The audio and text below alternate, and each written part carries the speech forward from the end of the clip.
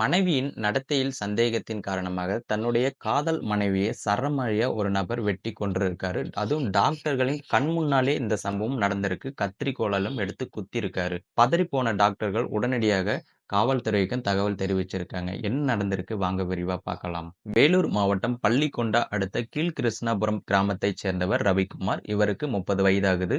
வேலூரில் உள்ள தனியார் மருத்துவமனையில் செக்யூரிட்டியாக பணிபுரிந்து வந்திருக்காரு. அவ்வப்போது கட்டிட மேஸ்திரி வேலையும் பார்த்து வந்திருக்காரு. இவர் கடந்த 7 ஆண்டுகளுக்கு முன்பு ஓதியத்தூர் கிராமத்தைச் சேர்ந்த விஜயசாந்தி வயது 23 ஆகுது. இவரை காதலித்து திருமணம் செய்து கொண்டிருக்காரு. இவர்களுக்கு 4 வயது மற்றும் 3 வயதில் என 2 மகன்களும் இருக்காங்க. விஜயசாந்தி ஷூ கம்பெனியில் வேலை பார்த்து வந்திருக்காரு. விஜயசாந்தி நடத்தையின் மீது சந்தேகமும் ஏற்பட்டிருக்கு. ஏன்னா அடிக்கடி போன்ல பேசுறது இந்த மாதிரி செயல்ல இவங்க ஈடுபட்டு வந்திருக்காங்க. அதனால கணவனுக்கு ரொம்பவே சந்தேகம் வலுத்திருக்கு. கடந்த சில நாட்களாகவே தம்பதியினருக்கு அடிக்கடி குடும்ப தகராறு ஏற்பட்டு வந்திருக்கு.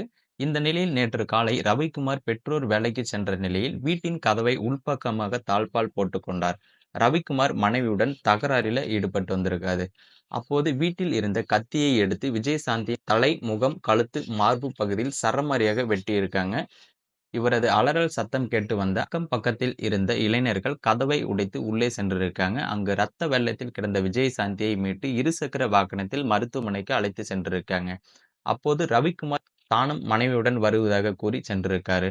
தொடர்ந்து பள்ளிகொண்டா அரசு மருத்துவமனையில் விஜயசாந்தி அனுமதிக்கப்பட்ட நிலையில் அவரை பரிசோதித்த மருத்துவர்கள் வரும் வழியிலேயே இறந்து விட்டதாகவும் தெரிவிச்சிருக்காங்க.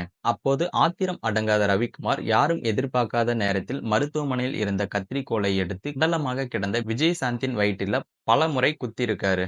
இதனால் அதிர்ச்சியடைந்த மருத்துவர்கள் பள்ளிகொண்டா காவல் நிலையத்திற்கு தகவல் கொடுத்தனர். உடனடியாக விரைந்து வந்த போலீசார் விஜயசாந்தியின் சடலத்தை மீட்டு பிரேத பரிசோதனைக்காக வேலூர் அரசு மருத்துவமனையிலும் அனுமதித்து வச்சிருக்காங்க.